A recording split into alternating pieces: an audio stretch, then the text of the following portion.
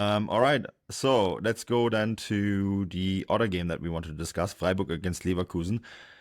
Freiburg is really going to enjoy all the stuff that we just talked about when it comes to Leipzig because they are 2 points ahead.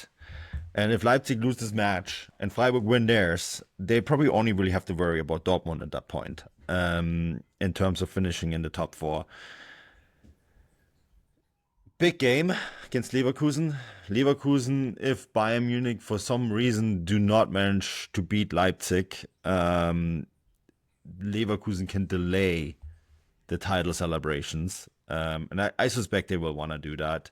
If Bayern Munich win their game against Leipzig, there will not be much to be played for Leverkusen. The season is effectively over. They've secured second place.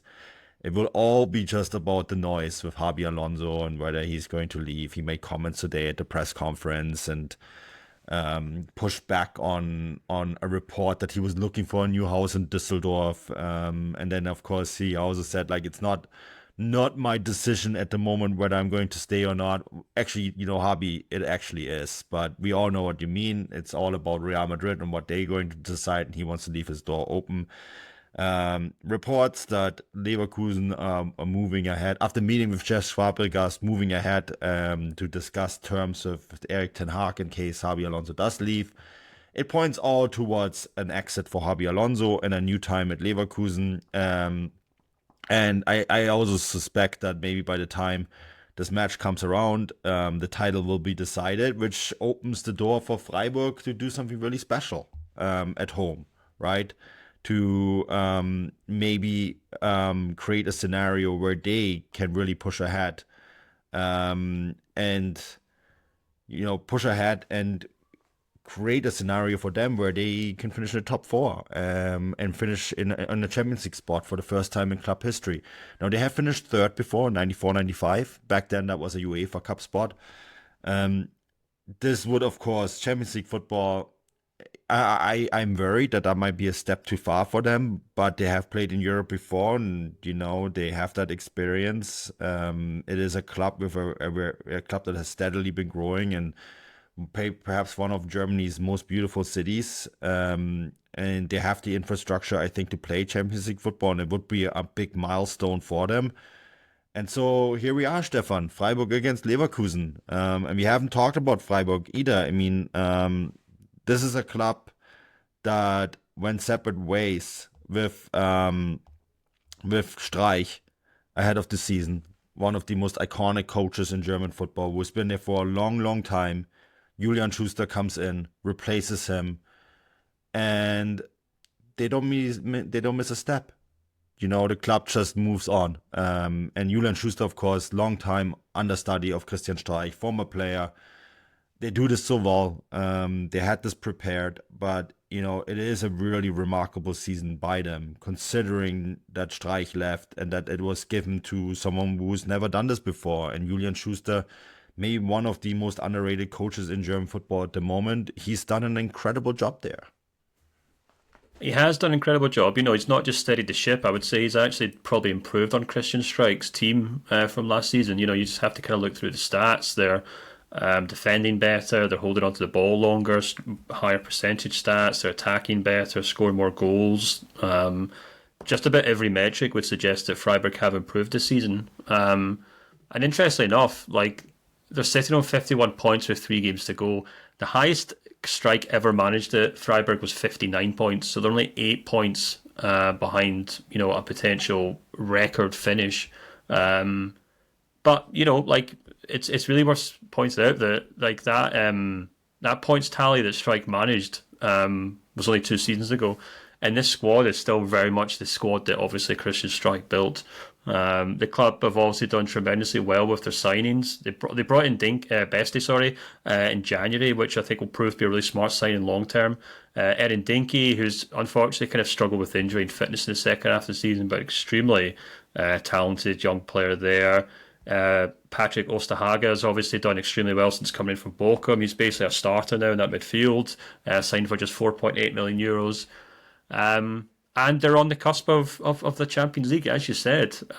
There's a really interesting interview with Matthias Ginter, actually, in Kicker this week, which I think does a really good job of kind of summing up where this Freiburg side are right now.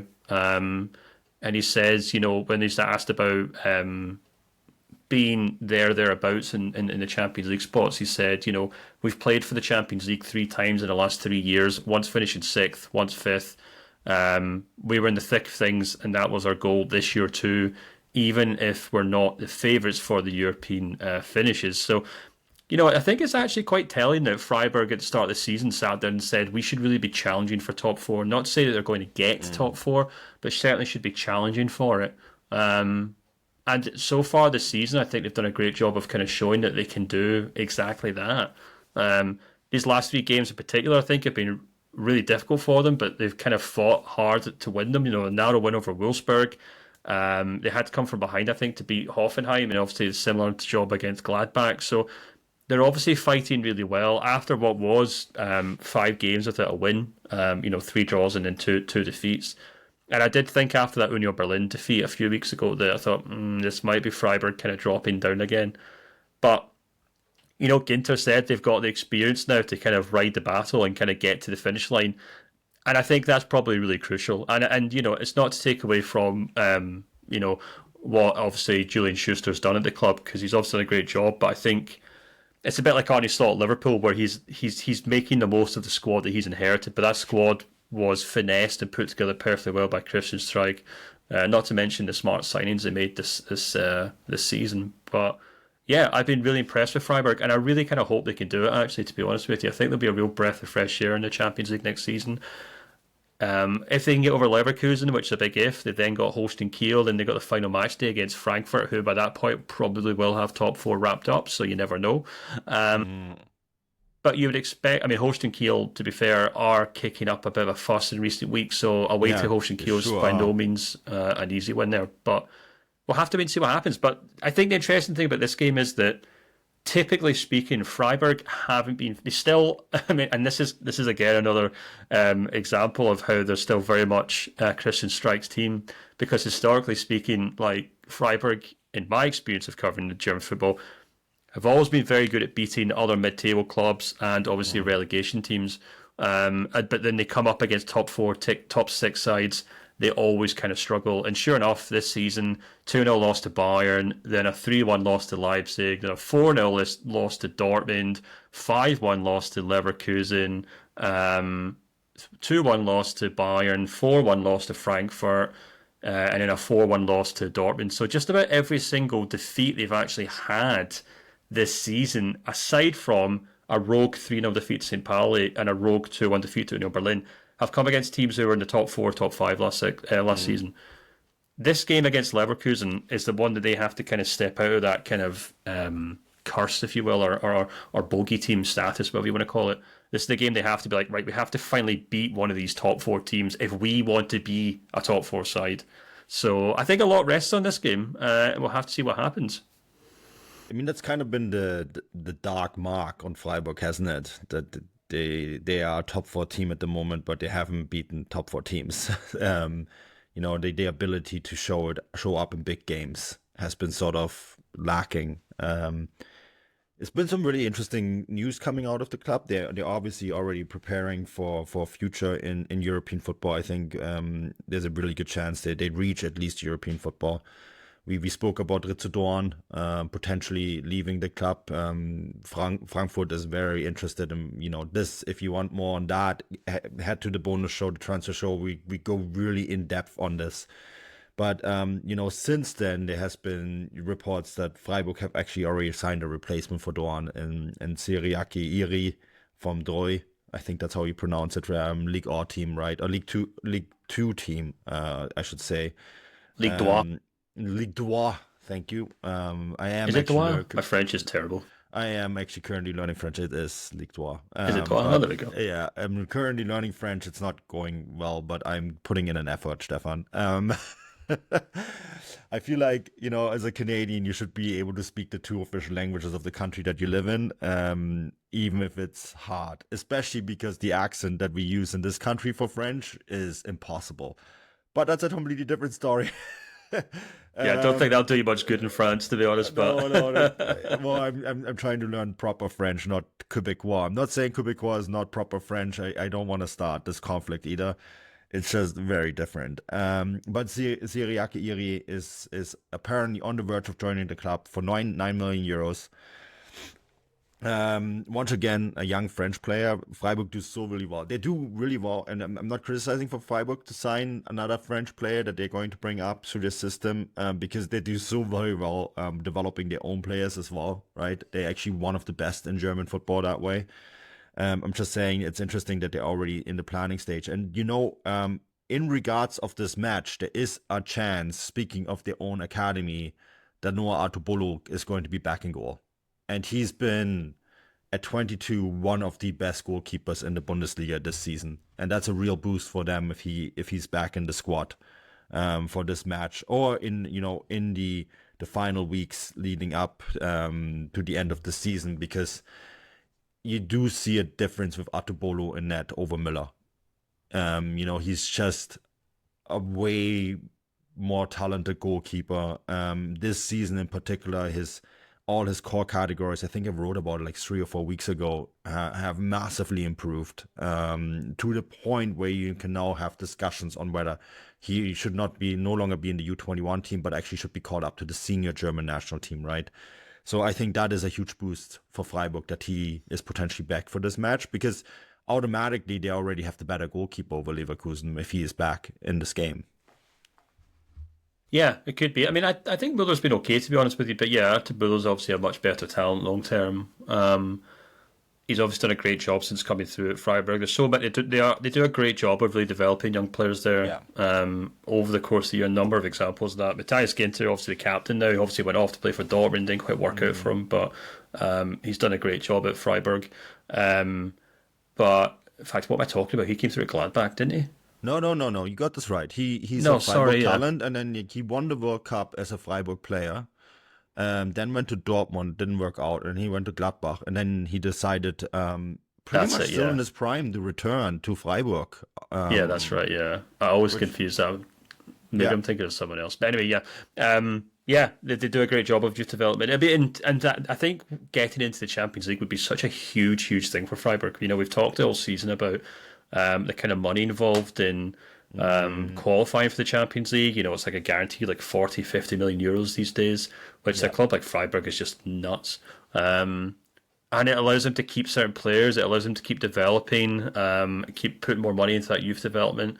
And hopefully that kind of galvanizes the club to kind of keep making a step up and keep developing, because they have been one of the great kind of feel-good stories in German football for the last kind of 8 or 9 seasons now.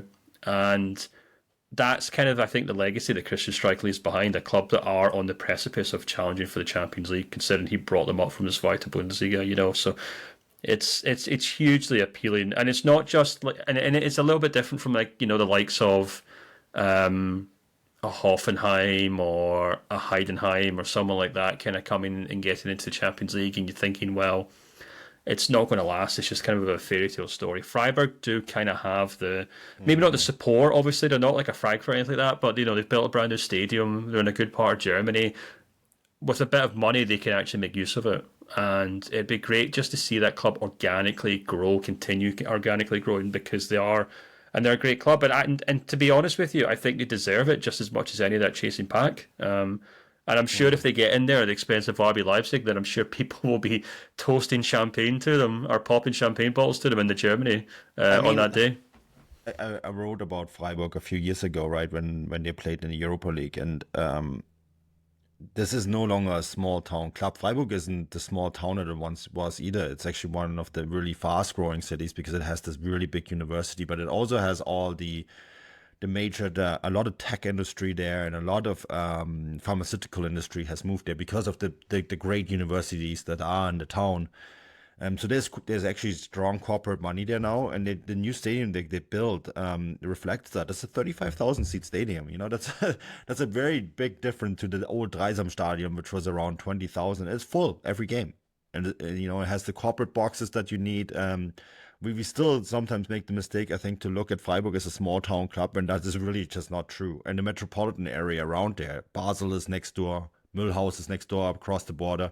You see that in their recruitment, they are able to sign young French and Swiss players all the time, because that is actually part of the greater area that they're in, and so there is lots of money. And we kind of still look at tiny little Freiburg when, actually that's not quite true. That's not a tiny little Freiburg, both in terms of size of the club, but also in the area of the world that they're in, because there's several million people living there now, right? And several million people with lots of money when you look across the borders in both respective countries, but also in Freiburg itself. And so, yeah, I think maybe we also need a bit of a perspective change, especially if they do manage to get into the Champions League. I think, there is an argument to be made that they actually, because of where they are and where they're situated, they are a little bit of a sleeping giant and have been for a while, and that there is actually a really good argument to be made that that this is a club that could actually probably push to be even bigger than they are now. Yeah, absolutely. And I mean, look, let's be honest, like when we talk about, clubs and their size and the villages or the towns they come from, typically speaking, like German towns and villages are much bigger than your equivalents in England or France or Italy or anything like that. Like a club like Freiburg, who have what? How many people have they got coming to the stadium right now? Like 35,000 or something like that. 38,000. I've actually got their Transfermarkt page open in front of me. For 700. Yeah, I mean that's comfortably one of the average in the Premier League, or probably one of the better ones in Ligue 1, to be honest with you, or Serie A. So 35,000 is absolutely fine for a Champions League club. So there's it's not as if they're minnows who only have 15,000 people coming through the gates. Although having said that, it wasn't that long ago that they did have 15,000. You can go back 20 years ago. Yep. So it shows how far they have come, and you're right. It's I don't want to call it a sleeping giant, but it's a club that definitely has room to grow into. And them getting into the Champions League would be great. Can I just say something? Here's a stat that should make people pause. The greater Freiburg area with 660,000 people is bigger than Dortmund. Yeah, well, there we go. Absolutely. That doesn't surprise me at all. We actually mentioned that recently, actually, about Dortmund and the kind of size of it. It's actually a small town club, technically. My only concern about Freiburg getting into the Champions League, and maybe this is something I can just put a pin in until next season, is that obviously we saw with Heidenheim getting into Europe and Stuttgart as well, and things like that. And the European calendar is so grueling now that I think this Freiburg squad's relatively small, and they've benefited from being a relatively small squad for years. I think that would probably have to change if they got into the Champions League. Now, they'd obviously get the money to kind of spend to do that, but it'd be interesting to see how they could tackle that challenge, because I think the way the Champions League in European football now is, it means these kind of mid-table clubs really have to make a huge undertaking to continue balancing both of them. I mean, Stuttgart have a huge squad, but they've still struggled immensely to kind of balance Champions League and the Bundesliga this season. So I'd hate to see Freiburg get into the Champions League only to then finish 15th or 16th. But again, that's maybe me just putting a negative spin on it unnecessarily. And I'm sure Freiburg will say we'll cross that bridge if it comes. And they'll quite happily get into the Champions League and then take it from there, I'm sure. But here's hoping they can, and they can do so by beating a Leverkusen team who have nothing to play for.